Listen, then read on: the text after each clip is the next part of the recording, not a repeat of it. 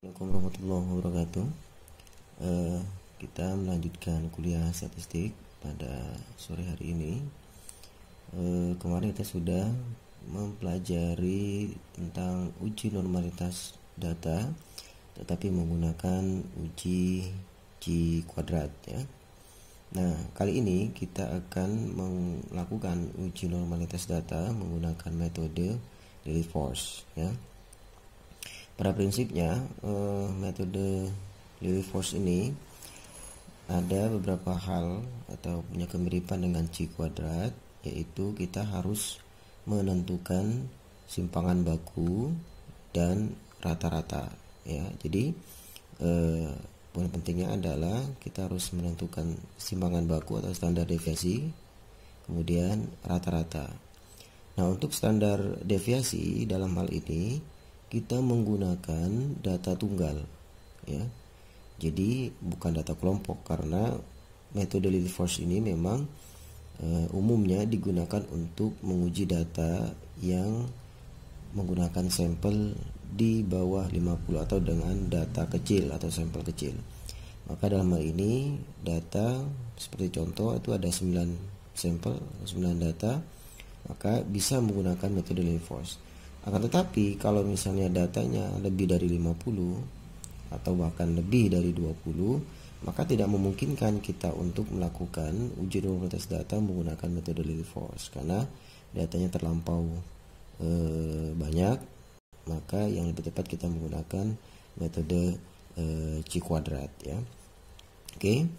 Jadi pada prinsipnya metode Lilliefors ini merupakan metode uji normalitas data untuk data tunggal ya, untuk data tunggal. Oke. Baik. Kita mulai ya. Kita umpamakan di sini ada sebuah data disimbolkan dengan X ya. Nah, data ini kita urutkan dari data yang terkecil sampai ke data yang paling besar ya. Dalam hal ini sampel kita ada 9 ya, sampelnya ada 9. Jadi yang terkecil itu 18, datanya yang terbesar itu ada 25. Oleh karena itu, kalau ada sebaran data, maka data itu harus diurutkan dari data yang terkecil sampai data yang terendah. Bisa nggak kalau misalnya diurutkan dari data yang tertinggi sampai data yang terendah? Bisa juga, tapi nanti dia terbalik. Kalau kita mengurutkan data yang dari yang terkecil sampai yang tertinggi, maka kita akan memulai dari nilai negatif dulu, baru kemudian kembali ke titik tengah 0 sampai ke nilai positif, dan ketika dijumlahkan semua akan menjadi positif dan angkanya akan bernilai 0 ya. Nah, ini data kita sudah urutkan dari yang terkecil sampai dengan yang terbesar. Kemudian kita jumlahkan, ada sigma di sini, dijumlahkan 193. Nah, kemudian dicari rata atau rata-rata. Nah, rata-rata ini materi yang sudah kita pelajari. Cara mencarinya adalah total jumlah keseluruhan, jadi 193 dibagi dengan banyaknya jumlah sampel, yaitu 9. Jadi 193 dibagi 9 dapat hasil 21,4 sekian ya. Nah, kemudian sebelum kita melanjutkan ke kolom yang berikutnya ya, kita harus mencari simpangan baku atau standar deviasi. Nah, ini untuk data tunggal. Nah, kalau misalnya kalian punya laptop atau di rumah tersedia laptop, maka silakan buka aplikasi Excel ya. Silakan buka aplikasi Excel. Kita akan mencari simpangan baku atau standar deviasi dengan menggunakan aplikasi Excel ya. Akan tetapi kalau misalnya Anda tidak punya aplikasi Excel, tidak punya laptop, maka bisa Anda cari dengan cara manual atau dengan menghitung manual. Tentu yang sudah kita pelajari di materi-materi sebelumnya. Maka simpangan baku ini bisa Anda cari dengan menggunakan data tunggal, rumus data tunggal. Tetapi kalau untuk lebih cepat kita bisa menggunakan aplikasi Excel dengan saya kasih contoh berikut ini. Nah, seperti ini ada contoh data tadi ya. Ada 1 sampai dengan 9 ya, ada 9 data seperti ini. Nah, untuk mencari rata kita misalnya contoh ini kita rata atau rata-rata, kemudian ini standar deviasi. Nah, pada kursor yang ini kita cukup ketik sama dengan, kemudian average ya, pilih average ya. Ini pilih average, klik 2 kali, kemudian di blok sampai sebanyak data, kemudian tekan enter. Nah, kita sudah mendapatkan nilai rata-rata, dan ini tentu sama dengan yang sudah kita lihat ya. Jadi sama rata-rata, kemudian simpangan baku sama dengan, kemudian stdef yang ini, lihat stdef, klik 2 kali, standar deviasi ini maksudnya ya. Kemudian sama di blok dari bawah ke atas atau atas ke bawah boleh, silakan, dan kita tekan enter. Nah, maka muncullah angka 2,4 sekian, dan ini kita bisa sederhanakan berapa angka belakang koma tadi. Ini kita bisa sederhanakan. Nah, kita ambil misalnya 2,46 ya. Nah, 2,46. Nah, oleh karena itu kalau Anda punya laptop, Anda bisa memanfaatkan aplikasi atau Microsoft Excel ya, untuk bisa mencari rata, simpangan baku, bahkan untuk metode statistikal yang lainnya ya. Oke, ini sudah kita dapatkan. Kemudian kita lanjut ke kolom yang kedua. Nah, di kolom yang kedua ini kita lihat itu ada X dikurang X bar. X bar ini kan rata-rata ya, simbol dari rata-rata X bar. Kemudian ini disimbolkan dengan X ya. Nah, caranya dari mana dapat angka min 3,44 ini, yaitu 18. Ini ada rumusnya nih ya. X ini, nilai X ini 18 dikurang dengan rata-rata. Berarti 18 dikurang dengan 21,4. Hasilnya min 3,44 ya. Kemudian berlaku untuk seterusnya ya. 18 dikurang 21,44 sampai dengan 25 dikurang 21,44, hasilnya 3,56. Kemudian ini mesti harus Anda jumlahkan ya, untuk memastikan bahwa dia 0 ya. Jadi kolom ini, angka-angka ini jika Anda jumlahkan maka dia akan berakhir 0. Nah, angka 0 ini bisa saya toleransi jika tidak lebih dari 5. Kalau masih hasilnya misalnya 0,5, berarti itu masih bisa toleransi, karena 5, 1, 2, 3 sampai dengan 5 itu masih selisih di pembulatan saja. Tetapi kalau sudah 0,8, 0,6 ke atas, itu pasti Anda pembulatannya terlalu tinggi mungkin di sini, maka harus dicek lagi X dikurang X bar atau rata-ratanya, kemudian dijumlahkan lagi, pasti hasilnya 0. Kemudian hasilnya tidak akan minus ya, hasilnya tidak akan minus karena 0 itu nggak pernah minus ya. Kalau 0,8 nggak apa-apa, misalnya min 0,8 masih benar, karena 0,8 itu masih di atas 5 ya. Jadi kalau misalnya min 0,2 itu nggak mungkin, karena dia dibulatkan saja udah jadi 0. Karena mau kalau dibulatkan ke atas nggak bisa jadi 1, jadi pasti jadi 0. Jadi 0 itu nggak ada min ya. Kalau ada min berarti Anda salah gitu. Nah, kemudian di kolom yang ketiga ya, ini ada X kuadrat. Anda lihat X kuadrat, yang dikuadratkan itu adalah kolom X ini ya, bukan yang ini ya. Ini yang di kolom yang dikuadratkan itu yang kolom kedua ini, min 3,44. Min dikali min ya jadinya plus ya. Oleh karena itu min dikali min jadinya plus kan, berarti min 3,44 dikali min 3,44 hasilnya 11,864 sekian. Kemudian itu juga dilakukan dengan cara yang sama sampai dengan data ke 9 atau 3,56 dikuadratkan menjadi 12,8. Dan ini dijumlahkan. Ini dijumlahkan. Kemudian pada kolom selanjutnya itu ada kolom simbol ZI. Ya, ZI ini. Nah, simbol ZI ini kita bisa lihat di langkah penyelesaian ya. Pada langkah yang kedua kita lihat kolom ZI itu rumusnya adalah X dikurang X bar dibagi simpangan baku ya. X berarti 18 dikurang X barnya berapa? X barnya tadi ada 21,44, kemudian dibagi dengan simpangan bakunya, maka dapatlah min 1,40 ya, min 1,40, dan seterusnya sampai dengan data ke-9. Jadi ini jelas sekali ya, rumusnya ada di langkah penyelesaian yang kedua. Untuk kolom ZI ini X dikurang dengan rata-rata dibagi standar deviasi atau simpangan baku ya. Kemudian selanjutnya itu ada kolom ZT. T di sini maksudnya adalah tabel. ZT di sini adalah tabel. Di materi pada metode C kuadrat kita sudah mempelajari uji C kuadrat untuk uji normalitas, dan saya juga sudah membagikan tabel kurva normal. Silakan dibuka kembali, atau kalau tidak nanti bisa saya tunjukkan di sini ada tabel kurva normal seperti ini. Nah, ini silakan disiapkan tabel kurva normal.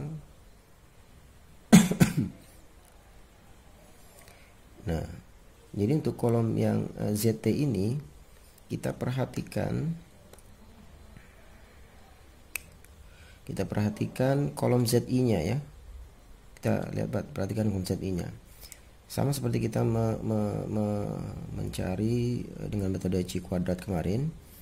Kita lihat di sini ada min 1,40. Jadi minusnya ini ya, tanda minusnya ini diabaikan saja, fokus saja ke dua angka atau angka pada ZI ini 1,40. Berarti kita lihat 1,4 pada Z tabelnya ya. Nah, cari dulu yang kolom Z ini ya. Ini kelihatan nih kolom Z-nya ya, di kolom Z kita tentukan dulu 1,4 dulu kita cari. Nah, ini ketemu ya 1,4. Ini 1,4 ketemu. Kemudian ujungnya tadi berapa ujungnya? Satu angka bawah. Nah, ujungnya kan 0 ya. 1,4 0. Nah, 0 1,4. Nah, kemudian kita geser ke kanan nih. Ada 0 sampai dengan 9. Nah, kita pilih 0 karena angka terakhirnya adalah 0, maka 1,40. Nah, 0 di sini berarti 41,92. 0 komanya kita pindahkan ke depan, kemudian ditambahkan 0, berarti 0,4192.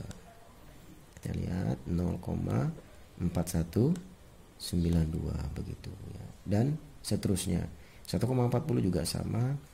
Nah, kemudian ini saya pikir saya tidak mengulang lagi ya, karena sudah saya ajarkan di pertemuan yang sebelum-sebelumnya. Tinggal dipahami lagi ya. Saya kasih contoh lagi nih untuk yang 0,59. Kita lihat tabel kurva normalnya 0,59 ya untuk ini ya. Perhatikan ya, ini 0,59. Nah, ini tabel Z kita lihat dulu 0,5 dulu cari. Nah, begitu. Nah, ini 0,5 nih. Ini kita geser ke angka 9. Nah, kita geser ke 9. Nah, di sini ya, jadi dapat 2224. Kita tambah 0, di depannya jadi 0,2224. 0,2224. Nah, begini ya, 0,2224. Oke. Dan lakukan hal yang sama sampai dengan data ke-9. Kemudian kolom selanjutnya yaitu kolom FZI. Nah, ini kolom FZI itu apa? Anda bisa lihat di langkah yang keempat, ini kolom FZI itu. Nah, begini.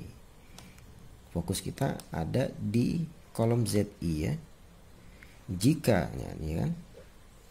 Ini jika ZI-nya atau nilai ZI-nya ini negatif, maka rumusnya adalah 0,5 dikurang dengan ZT-nya.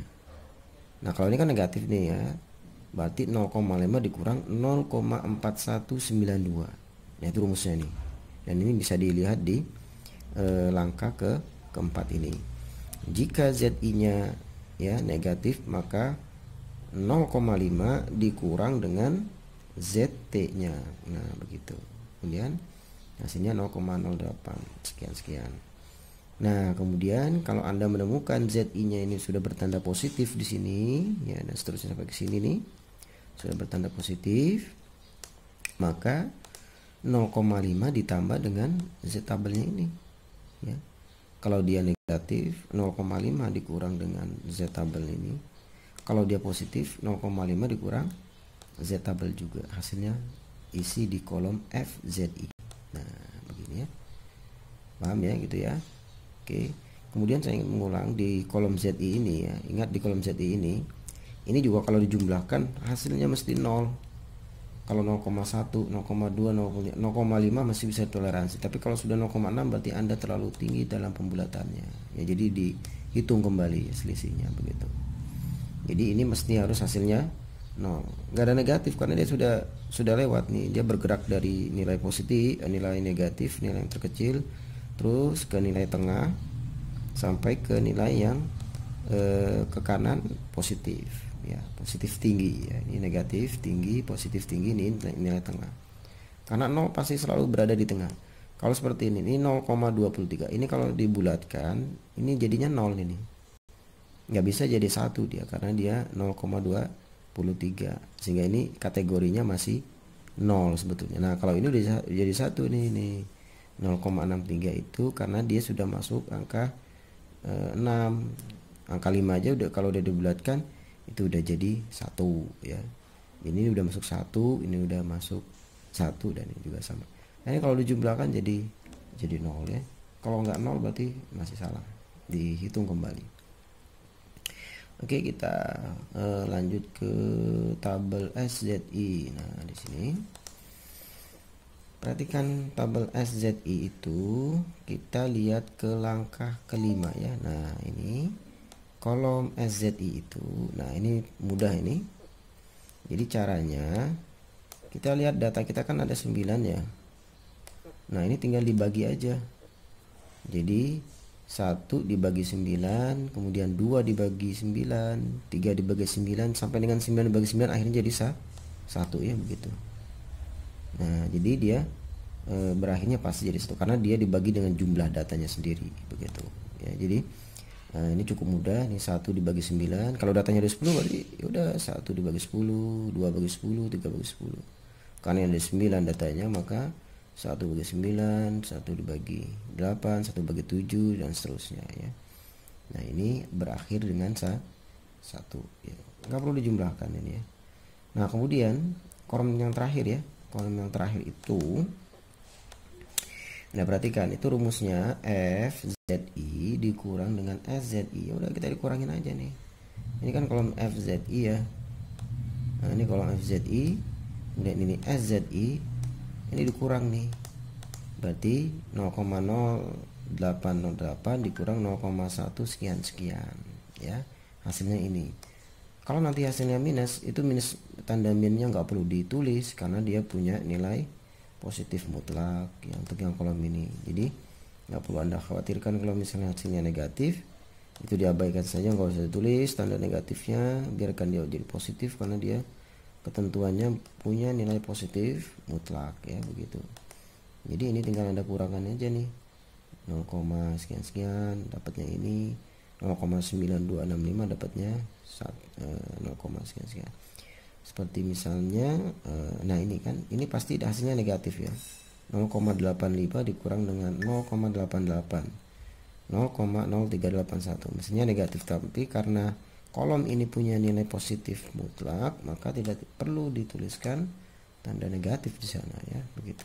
Oke, itu ya. Jadi untuk tabel ini sudah selesai.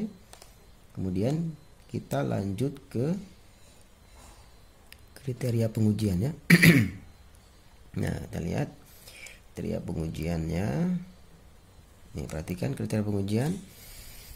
Jadi kalau tadi tabelnya sudah selesai, sudah kita isi semua, maka kita masuk ke kriteria pengujian. L hitung ini maksudnya Lily Force hitung ya. Kalau misalnya L hitungnya lebih kecil dari L tabel, maka data berdistribusi normal. Kalau L hitung lebih besar daripada L tabel, maka data tidak berdistribusi normal ya. Nah, di sini nanti untuk tabel Lilieforce ya, kita bisa di download ya. Kita cek tabel Lilieforce dulu.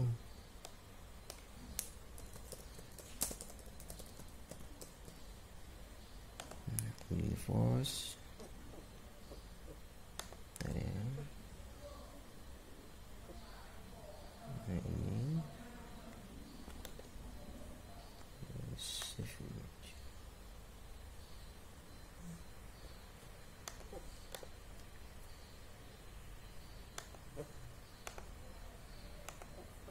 Nah ini biar saya copy paste di sini.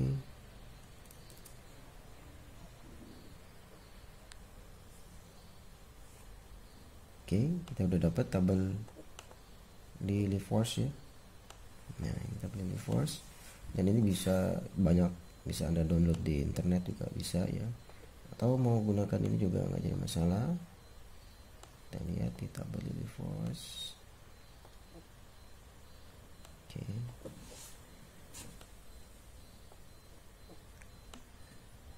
Nah begini, kita cek ya. Untuk menentukan L hitung, kita harus melihat tabel Lilieforce ini ya, tabel Lilieforce. Kita lihat, nah ini L hitung ya. L hitung belum diketahui. Nih. L hitung, maaf, untuk melihat L tabel kita harus pakai tabel Lilieforce tadi. Untuk menentukan L hitung, caranya kita lihat di tabel yang terakhir ini ya, mana data yang paling tinggi ya, skor yang paling tinggi. Nah ini sudah saya bold, ini data yang paling tinggi ya, itu 0,1414 ya, dibandingkan dengan data yang lain. Jadi cari angka yang terbesar dari 9 data ini ya, dicari angka yang paling besar di sini, dan itu dijadikan L hitungnya ya. Nah ini L hitungnya dijadikan L hitung ya, begitu. Jadi akan L hitung 1,141.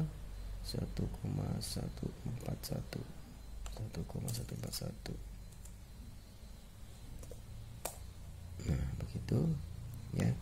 Kemudian L tabelnya kita tinggal lihat aja, kita N nya berapa, kita N nya pakai 9 ya, N nya pakai 9. Nah kita lihat uji Lilieforce nya, N nya pakai 9. Kita lihat ini N nya 9 ya, ini N 9 dengan